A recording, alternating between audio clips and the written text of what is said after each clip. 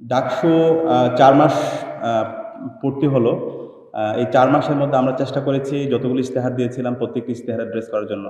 এবং এই ঢাকা বিশ্ববিদ্যালয়ে ৫৪% শিক্ষার্থী হচ্ছে নারী শিক্ষার্থী।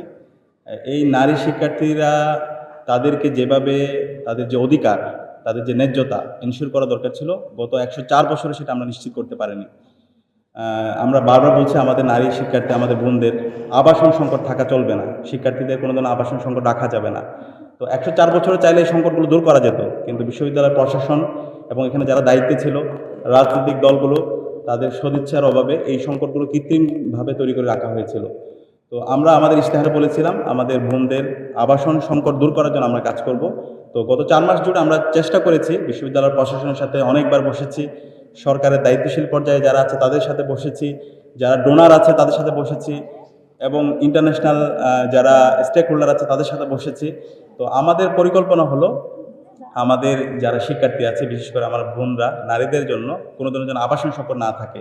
ইতিমধ্যে বিশ্ববিদ্যালয় প্রশাসন থেকে ২৮৫০ কোটি টাকার একটি অধিকতর উন্নয়ন প্রকল্প ঘোষণা করা হয়েছে। সেই প্রকল্পের আওতায় মোট ৫টি হল নির্মাণ হবে।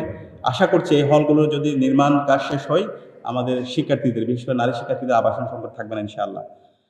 একই সাথে আমাদের নারীদের যে হলগুলো আছে, সেই হলগুলোতে এখানে আমাদের বোনদের চিকিৎসার যে নিরাপত্তা, সেখান থেকে অনেক বেশি জটিলতা। আমাদের বিশ্ববিদ্যালয় মেডিকেল সেন্টার, সেই মেডিকেল সেন্টারে পর্যাপ্ত ট্রিটমেন্টের ব্যবস্থা করা হয় না এবং এখানে পর্যাপ্ত ইকুইপমেন্ট নাই।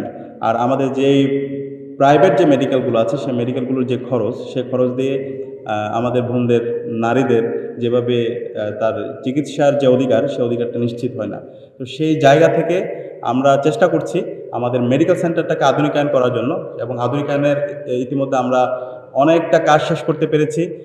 আমাদের প্রভিসি ম্যাম, প্রশাসন ম্যাম আমাদেরকে সার্বিকভাবে আমাদেরকে সহযোগিতা করছেন।